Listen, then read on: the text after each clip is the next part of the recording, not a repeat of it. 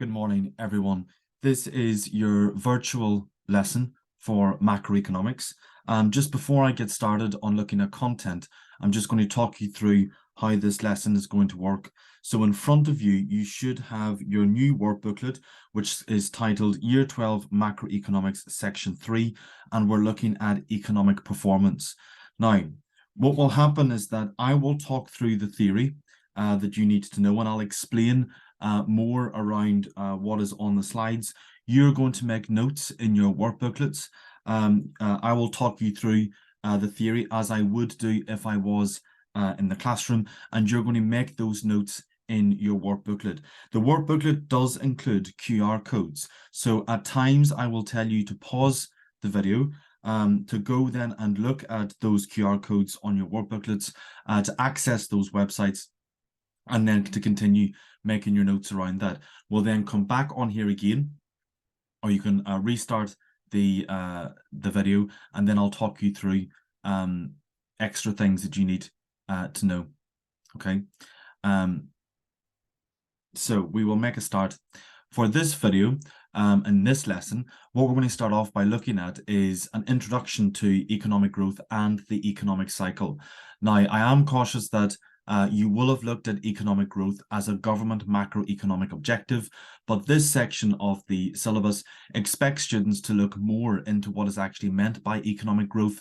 How is it measured? What can governments do to encourage further economic growth? But in particular, and certainly for today's lesson, we want to look at the difference between short-run and long-run economic growth, and how we can illustrate economic growth through a series of macroeconomic diagrams.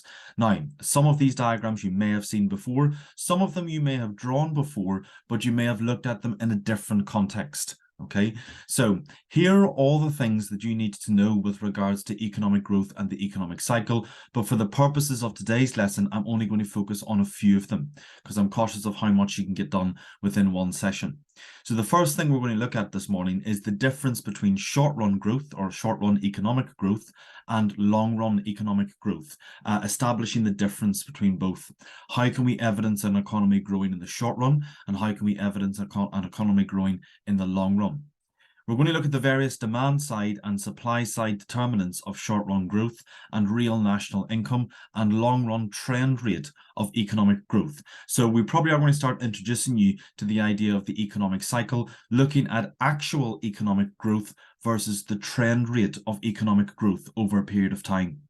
We will also look at the costs and benefits of economic growth. So as with everything in economics, there are advantages and there are disadvantages of something happening.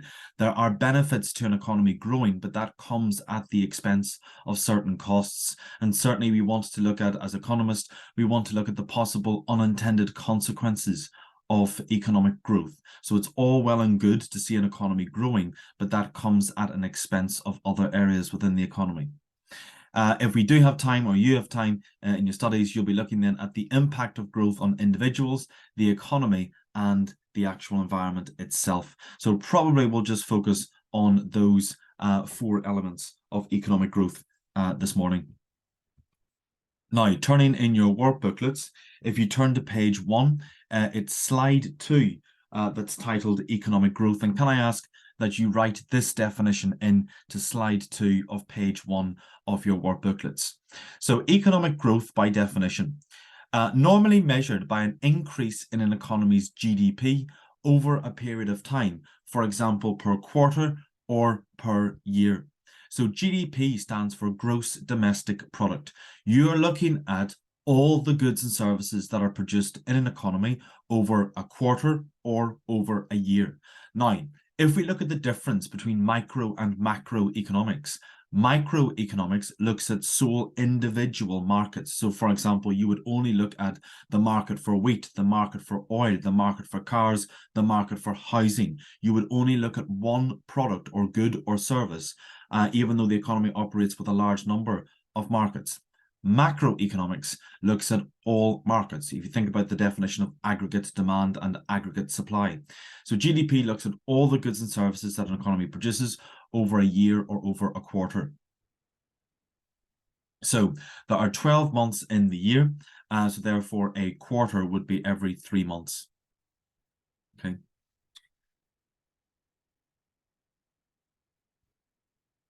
Now, what I'm going to ask you to do, there's a QR code on your work booklet on page 2, slide 1 on page 2. I'd ask you now to pause the video to access the QR code and look at the BBC News article. And it should give you a flavour for what GDP is, why GDP is important for governments, how it is measured, why it is revised, and what are the limitations of GDP as a measure.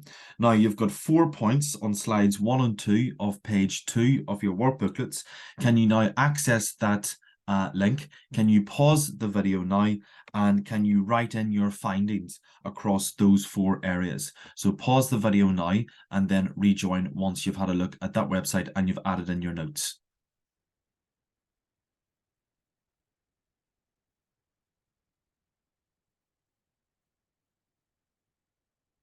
Now, hopefully you've had a chance to read that website and to make your notes.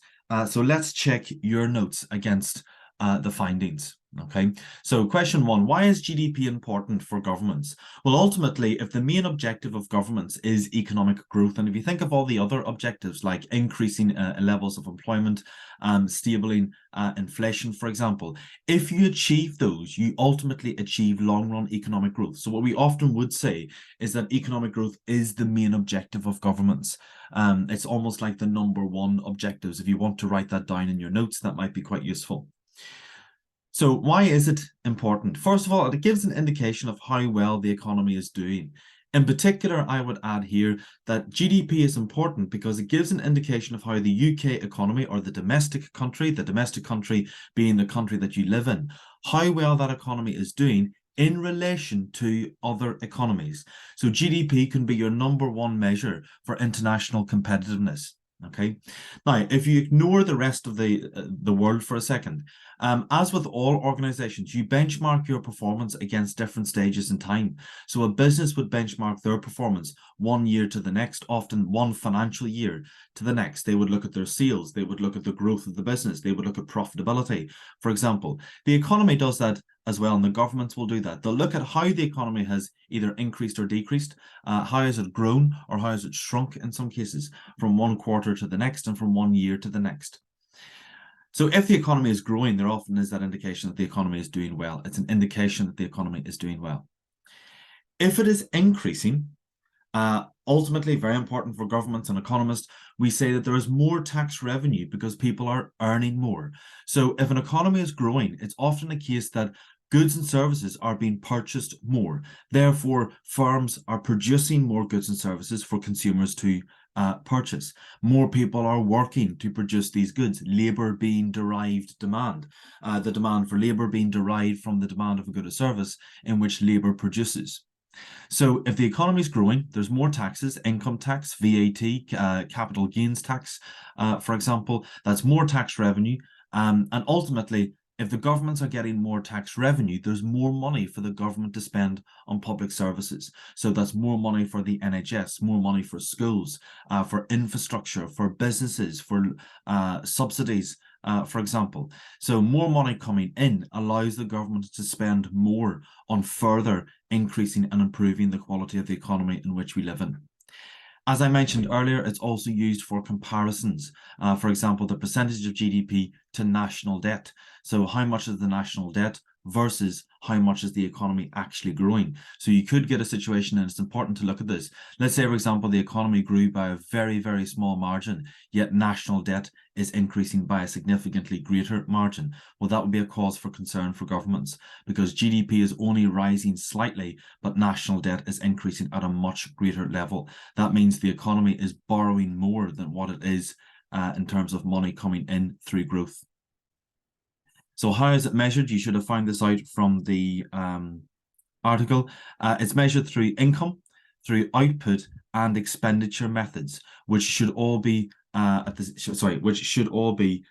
same. Okay, so it's measured through how much money is coming into an economy, how much physical output is being produced by individual firms, and how much are individuals actually spending in the economy. Now, that spending comes from individuals in terms of you and I when we go out and we buy goods and services in shops, but it's also expenditure by businesses as well. Think about, they might invest in capital goods or capital machinery, for example. So don't just solely look at expenditure as consumption by individuals and households. It's also consumption by firms as well. The ONS, the Office of National Statistics, tend to use output methods very early on. So they look at what's been produced first, and then they look at what's been sold. And they look for patterns and trends. Think about it, an economy can produce a lot, but it is very much so dependent upon if individuals are willing to purchase what has been produced. So if you take, for example, if income isn't high enough, then individuals do not have the income to support high levels of expenditure. Why is it revised? So GDP, it's difficult to get an exact measure. And it's one that governments will always continue to revise. Often it can be the case of when you initially go to estimate or determine GDP, not all data may be collected.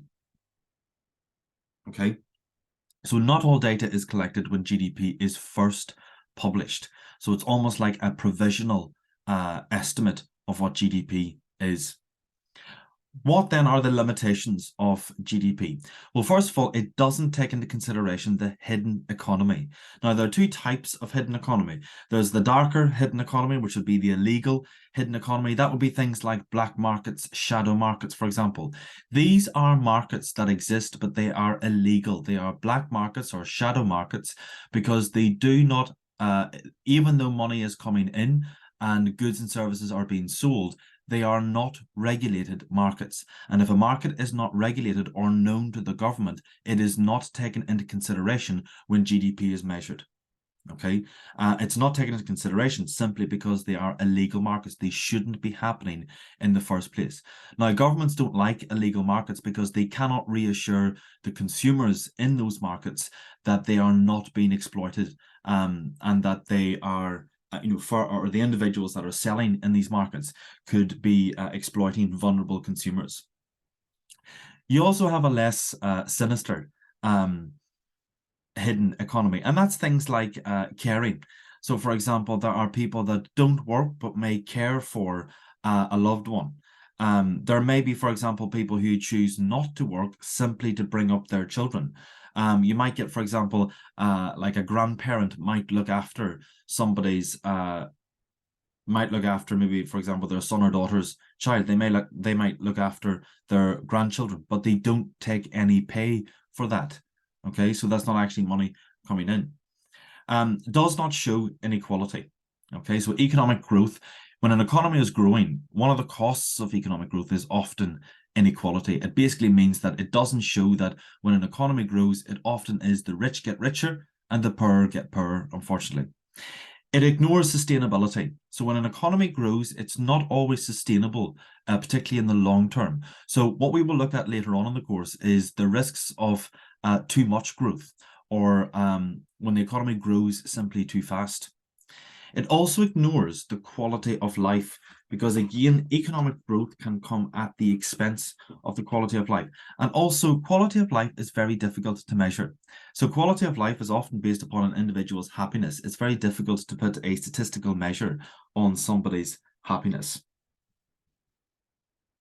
So even though this isn't in your pack, but you might want to turn to page 3, and there is a space at the bottom of page 3 where you might want to write this in, just simply to act as a reminder of the differences between all of them. So if you want to pause the video now and jot these down under the slide under page 3 of your work booklets, pause it and then I'll go through each one. So total GDP is total value of everything produced in an economy. It is expressed in monetary terms. So it is the total monetary value of every good and service that is produced in an economy. GDP per capita is the total value of everything produced in an economy divided by the number of people living in that economy. So you're looking at the relationship between everything that's produced versus the total number of people living in that economy. It is expressed in monetary terms divided by the person. GDP growth, this is the percentage change in the total value of everything produced in an economy, comparing one period with another, for example, a month, a quarter, or a year. So the percentage change in total value of everything produced in an economy, but it is used as a comparison method. Okay, so we compare the rate of growth from 1 month to the next, 1 quarter to the next, or 1 year to the next. When the news reports economic growth or GDP, this is what they normally are referring to. So often if you're watching the news, they talk about how the economy has increased, or in cases it is decreased in terms of growth. The economy has actually shrunk from 1 month or 1 quarter or 1 year to the next. Often we hear about it growing, but certainly if you think about it, before COVID, the economy was growing. Once COVID hit, the economy desperately shrunk because everything closed up. And now we see patterns of economic growth. But what you will find, which is quite interesting, is that in the news, there's a lot of talk about how the economy is growing, but they make comparisons to the rate of growth now versus this time pre-COVID. Okay, so they'll say the economy grew. So for example, at Christmas, they often talk about the economy grew because there's always a large amount of spending at Christmas. But then they say that the economy grew, but it didn't grow as fast or as quick or as much as what it did pre-COVID levels. So there are two types of economic growth. We've got short run and we've got long run economic growth. So if you want to write these in, short run economic growth is actual growth. So where previous unemployed factors of production are used more fully. Okay, so this is when you look at all the resources available to you, and it's basically the increase in all those unemployed factors now being put into action. So for example, if you've got an economy where there's 20% unemployment, well, that would be massive levels of unemployment.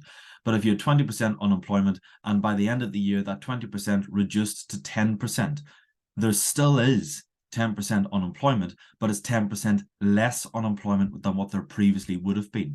So unemployment has shrunk, but unemployment still exists. So methods have been taking place to increase short-run actual economic growth. Long-run economic growth is the potential, an increase in the economy's productive potential. So we've talked about this before, how an economy reaches full capacity. Long-run economic growth is when an economy increases beyond its current rate of full capacity. And we'll come on to this later, but we often talk about, and you might want to write this in now, but when an economy increases the quality and quantity of their factors of production. So that's an increase in their quality or quantity of factors of production.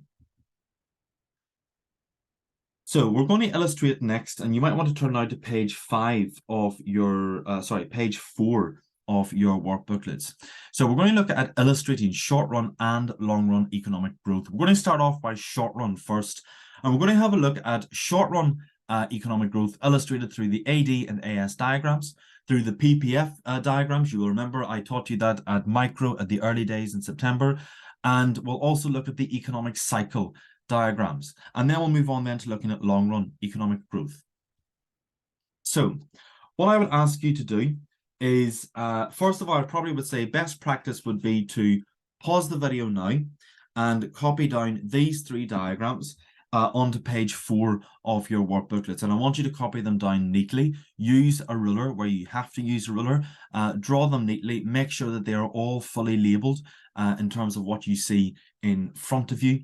And then pause the video, copy them down, and then come back on here again when you have finished. And I'll give a verbal explanation across all 3 of them.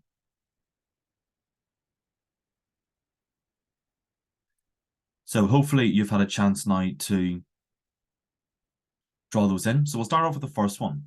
Short-run economic growth illustrated through the AD and the AS diagrams. So in this one, you've got GDP, real national income, and you've got real national income on the, or output, sorry, on the x-axis, and you've got price level, national price level on the y-axis. Now with this one, you can see short-run SRAS and AD, and in this diagram we see an outward shift in the AD curve. So basically aggregate demand has increased. Now that could be one or more of the components of AD has increased. So consumption plus investment plus government spending plus imports minus our exports has increased. So this could be, for example, let's say, for example, there's an increase in consumption. Incomes have risen, so therefore individuals are consuming more goods and services. So AD shifts outwards to the right from AD1 up to AD2. We see then a movement along the aggregate supply curve. So firms now are producing even more goods and services. They're increasing their capital investment because the multiplier effect. And as a result, you can see on the y-axis, if you were to do dashed lines from A to B across the y-axis, we would experience an increase in inflation. Okay, price levels will begin to rise. And you see on the x-axis, it increases from real national output y1 to y2. So the economy is growing, GDP is rising because AD is increasing. On the next curve, we illustrate short-run economic growth through the PPF curve, where we're looking at consumer goods versus the capital goods. So we're looking at the economy's potential to produce a combination of consumer goods versus capital goods. Now, at point A, we're operating with inside the PPF. So if you remember to your microeconomic studies, if you remember to the lessons I taught you in the early days of micro, if you're operating with inside the PPF, there is currently unemployment of resources. Now, that basically means the economy is producing goods and services, but they are not maximizing their potential. They are not using all of the resources available to them to produce the most goods and services. A movement from point A to point B, you will see that the economy is now producing more capital goods and more consumer goods. Now, point B doesn't sit on the PPF curve yet, and so we're still operating within the boundary, so there's still unemployment, but we are getting closer to that point of full capacity. So short-run growth is shown through a movement from within inside the PPF curve to a point that is closer to the PPF curve. Diagram 3 then, one that I don't know if you've seen this before, but it is the economic cycle. Now, there's two curves on this one. You've got the black upward sloping curve, the straight upward sloping. Now, this is a trend curve. The green curve is your actual GDP. Okay, so the black curve is an upward sloping trend of GDP. So that shows trend over a long-term period of time. We're not interested in that for this one, but we are interested in the green curve. Now, the green, you can see it increases, it hits a peak, which is a boom period for economic growth. Then you hit the slump, which it starts to decrease. Then when you get to the lowest point, you see a recession. Point A to point B is recovery. So it's the economy moving out of a recession. Now, to move out of a recession, an economy needs to grow. So movement from point A up to point B illustrates economic growth. So you can see that at different stages along that economic growth cycle.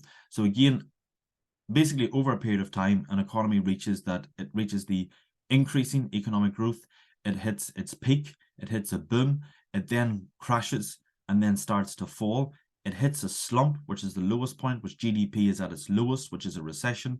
And then as you move out of a recession, the economy grows again, hits another peak, starts to decrease, hits another recession, moves out of the recession, starts to grow, hits another peak, and so the cycle simply continues over a period of time. So long-run economic growth. Again, here are your three diagrams. I'll ask you now to pause the video, and if you can copy down each of these three diagrams now, please. And I will give a verbal explanation once you finish that. So pause the video now, copy them down, and then start the video again.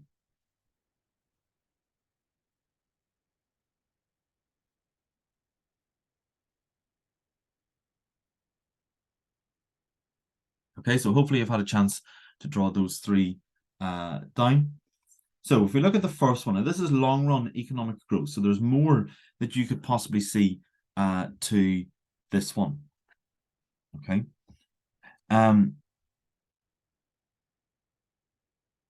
So on the one on the left, we've got the long-run aggregate supply curve. So we looked at short run in the previous one. We're looking now at the long run. Okay, so it's a vertical curve. Now, the long run looks at the full capacity or full potential of an economy. If you look at long run economic growth, It is an increase in LRAS. Now, again, this is an increase in the quality and quantity of factors of production. So you might ask, how can an economy move from Y1 to Y2? It could be because maybe there's an increase in the population and therefore there's an increase in the labor force. There could be an increase in the quality and quantity of factors of production.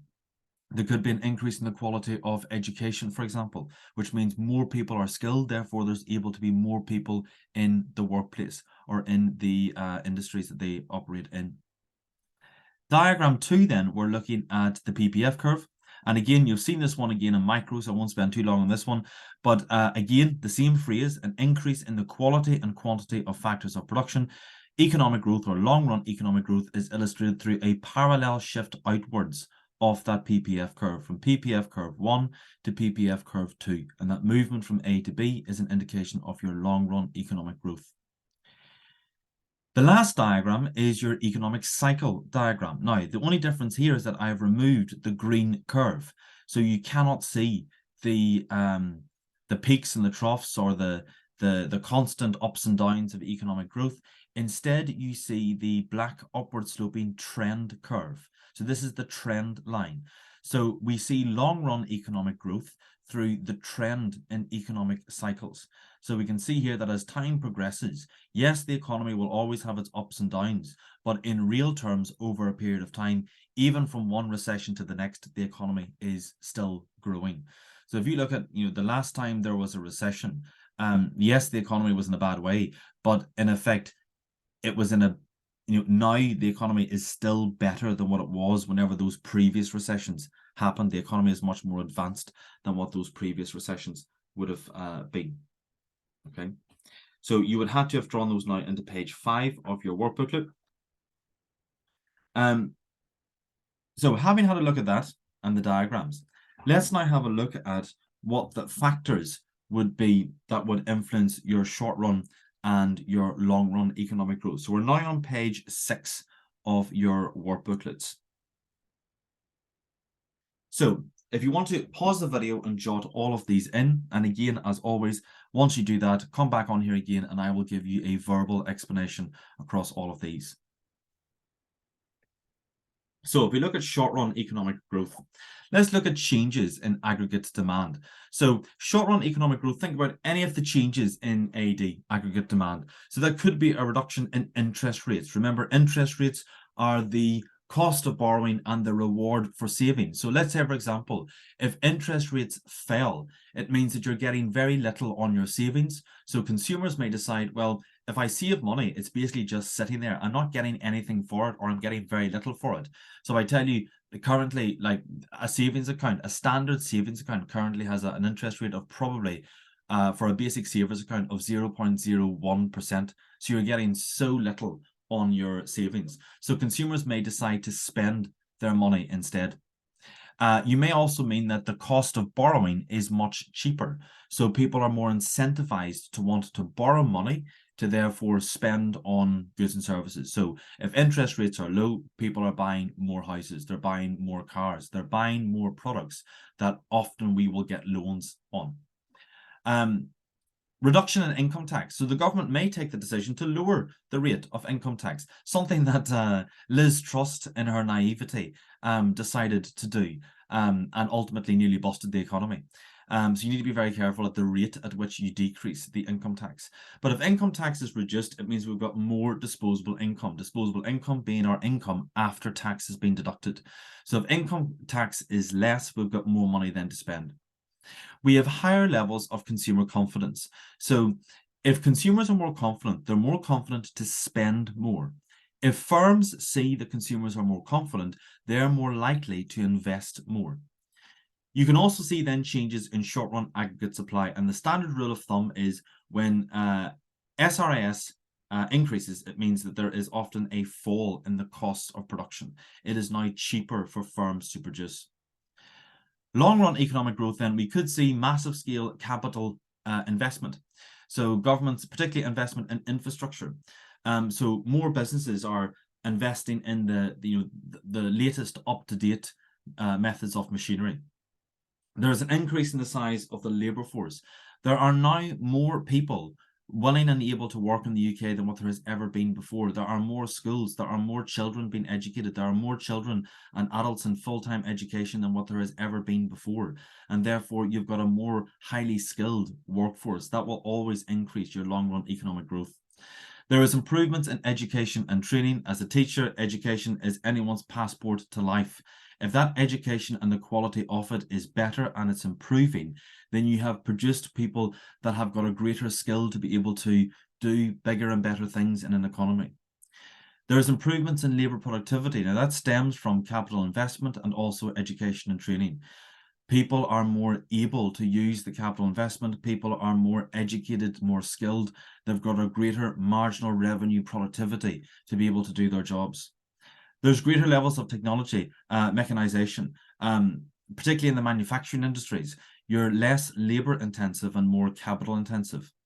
And governments adopting supply-side policies. Now, supply-side policies is a module you will look at later on in the course, but basically supply-side policies are methods or policies designed to improve the long-run supply of an economy. So these are policies governments will introduce to increase the long-run quality and quantity of the economy. Now, again, you've got another QR code on slide 2 of page 6. I would ask you now to pause the video, have a look at that website, and if you want to jot down some of the factors that lead to the costs of economic growth and the benefits of economic growth. So access that QR code, pause this video, write up your notes, and I will go through a verbal explanation now in a moment.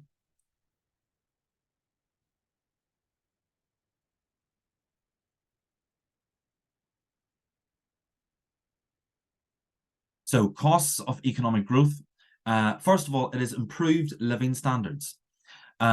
So if the economy is growing, now, even though this is quite difficult to illustrate, but living standards increase. So people have got higher levels of income, they buy more goods and services. They've got more to spend on the necessities. So maybe, for example, they can buy bigger homes, they can buy more basic food, for example. They basically, their consumption of goods and services start to increase to allow them to have a better standard of living. Most importantly, economic growth, if the economy is growing, it's growing because GDP is rising. If GDP is rising, more is being produced. If more is being produced, we will need an increased labour force. So there'll be a greater demand from employers for labour. So it creates job creation and helps reduce income inequality and therefore poverty. So one of the main reasons for poverty is unemployment. If the economy is growing, there's more jobs, therefore we can get people better paid jobs to avoid them living in poverty, and we can help bring up the poorer members of society to live more closer to those on higher incomes. There's better fiscal position of government because higher tax revenue and lower spending on benefits. If more people are working, that's higher levels of tax revenue coming in. But if more people are working, that means you're spending less on benefits. So spending less on benefits gives you more availability to spend money on other things in the economy, like education, healthcare, infrastructure, policing, for example, business investment. It's stimulated investment, i.e. the accelerator effect. So the accelerator effect is different from the multiplier effect. The accelerator effect is investment that is accelerated through increases in economic growth. So when the economy is increasing, it almost acts as an accelerator for businesses to invest more, to employ more, to therefore produce more. Now, I've just noticed that, and this wasn't me that put this together, it's Mr. Nailing, I can blame him. These titles should be the other way around. So this now should be higher inflation. So this is the costs of economic growth to the right-hand side. So this is higher inflation leading to higher interest rates. And it's more difficult to try and control that. So when the economy is growing, it's all well and good, but it comes at the risk of rising levels of inflation. Particularly if the economy is growing too much or is growing too fast, that rate of inflation can get too high. It can also see an increase in negative externalities, for example, your pollution, waste, which can reduce living standards. So if the economy is producing more, that could lead to more pollution from factories. It could lead to more wastage. It could lead to more people on the roads, more, like I said, pollution, as we mentioned before. Depletion of natural resources, creating scarcity. So, for example, if we're extracting too much oil, if we're extracting too much fish from the ocean, for example, that can lead to a depletion of those already scarce natural resources. There is increased income and wealth inequalities. And as I mentioned, on the flip side to the benefits, is that with economic growth, the rich get richer and often the poor get poorer if that's not well managed. So sometimes the governments will say, we have been successful in growing the economy. And if you often hear, particularly Prime Minister's questions, if you watch those, they will say, yes, you've grown the economy, but you have grown it at the expense of making the poorer members of society even worse off. So they basically argue that the economy has grown at the expense of those that are already getting it tight. Now, if you turn over the page to page 7, can you again pause the video, play or access the QR code, watch this video, and if you can write in the positives and negatives of economic growth for each of these 3 elements. So for individuals, for the economy, and for the environment. So if you want to pause that now and then watch it and then write in your points. Okay. So here are your positives and negatives for each. So we look at individuals. Look at the positives for individuals. First of all, as we said before, higher living standards, reduction in absolute and relative poverty. Now, absolute poverty is when you do not have access to the basic needs for human survival. Relative poverty is your income falls below a threshold for poverty in that country. So it's poverty in relation to everybody else that lives in that economy. Increased income per capita. So more for every individual, they're buying and producing and spending more. Improved healthcare, improved health and productivity and life expectancy of individuals living in that economy. The negatives for the individual are longer hours worked. So unfortunately for us all, when you work, you often have to work long hours to get your income. More hours worked, often, particularly if you work in the private sector and you get paid per hour. The longer you work, the more you get paid. Stress, obesity, related illnesses. If people are working more, they often get more stressed. We see rising issues as the economy has grown.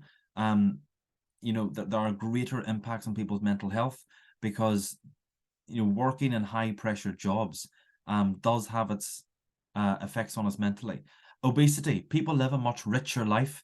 So if you've got more money, you tend to go out fine dining more often. So more eating out, more wine, more alcohol, for example, can lead to those greater levels of illnesses, particularly with your externalities and pollution, for example, if you live in very heavy congested areas. Consumerism, creation of artificial needs, keeping up with the Joneses. So we live in, certainly I can see it in my lifetime, that people often work very hard simply to keep up with other people. They're never happy with what they have. They always want more. Now, again, we might have different views on that one, but each to their own. Lower quality of life from pollution, emissions, stress, etc. So it also can have the negatives effect. It can have the flip side effect. In relation to the economy, a positive would be increased consumption. More is being consumed. So therefore, again, job creation, businesses would demand more employees to produce these goods. We've got improved international competitiveness. Our country, our economy looks better in the eyes of other countries. Improves public services, and we do see that whilst there is question mark over the NHS, the quality of education is better now than what it would have been 20 years. It's better now than whenever I was at school.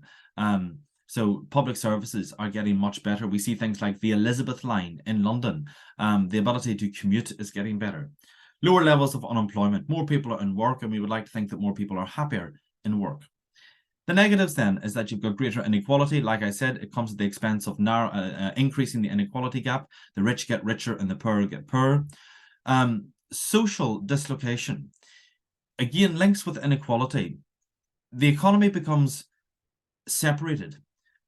People are very much so, they look after themselves and they ignore other people. You've got isolated areas of the UK. Some areas like London, for example, some areas are incredibly wealthy and incredibly rich at the expense of other areas being very deprived and very ignored in society. Inflationary pressure. When the economy is growing, it brings with it inflationary pressure. All is well and good, but prices are rising. And worsening balance of payment deficit. And again, we'll look more at that whenever we look particularly at monetary policy. But we could, for example, if the economy is growing, we could be producing more goods and services to export to other countries. What happens if those countries crash and they no longer want our goods? We're then left with a surplus stock. Are people then going to be left with no jobs? So it's quite a risky game. In terms of the positives for the environment, you've got development of low carbon technology. So whilst there are more cars on the road, there are now more cars on the road that are more environmentally friendly, but there are still a lot of them there. And they do contribute towards quite significant pollution. Research and development into more sustainable technologies. There is much more talk about the environment than what there ever has been in the past. Negatives then are depletion of non-renewable resources. We've then got pollution, deforestation, loss of natural habitats, less biodiversity. So if we're building more houses, building more factories, we're taking up natural resources, we're digging up natural land, stopping wildlife from living in there, cutting down trees, etc. And of course, the big one that faces the economy is global warming. Take a look at the changes in our weather. Last year, 2022, we experienced the hottest summer on record, and lately we have been experiencing very, very cold weather in the winter. So we're getting more extreme weather that we've never had before, and that is the result of global warming. On that note, that probably has taken you up for most of this lesson today, so we will pause it there, and well done for your work today.